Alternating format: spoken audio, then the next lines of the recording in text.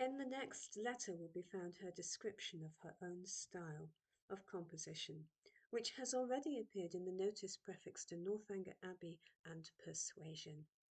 Chawton, Monday, December the 16th, 1816. My dear E., one reason for my writing to you now is that I may have the pleasure of directing to you Esquire. I give you joy of having left Winchester. Now you may own how miserable you were there, and now it will gradually all come out, your crimes and your miseries.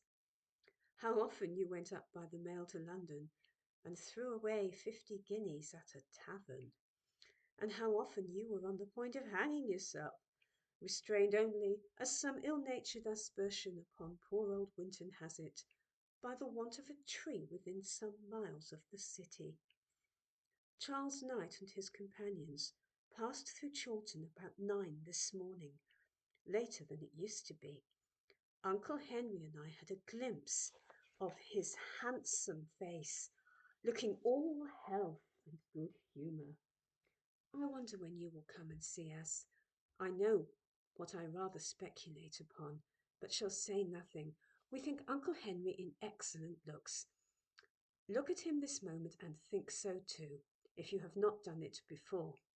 And we have the great comfort of seeing decided improvement in Uncle Charles, both as to health, spirits, and appearance. And they are each of them so agreeable in their different way, and harmonize so well, that their visit is thorough enjoyment.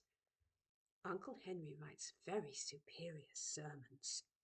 You and I must try to get hold of one or two, and put them into our novels.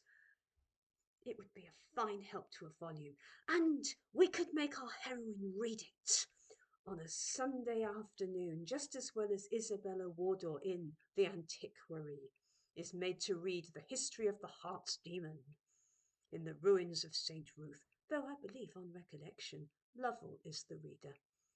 By the by, my dear E., I am quite concerned for the loss of your mother, mentions in her letter. 2 chapters and a half to be missing is monstrous. It is well that I have not been at Steventon lately, and therefore cannot be suspected of purloining them. 2 strong twigs and a half towards a nest of my own would have been something. I do not think, however, that any theft of that sort would be very useful to me. What should I do with your strong, manly, vigorous sketches, full of variety and glow? How could I possibly join them onto the little bit, 2 inches wide, of ivory on which I work with so fine a brush as produces little effect after much labour? You will hear from Uncle Henry how well Anna is.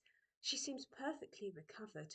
Ben was here on Saturday to ask Uncle Charles and me to dine with them as tomorrow, but I was forced to decline it. The walk is beyond my strength, though I am otherwise very well, and this is not a season for donkey carriages. And as we do not like to spare Uncle Charles, he has declined it too. Tuesday. Aha! Mr. E., I doubt your seeing Uncle Henry at Steventon today.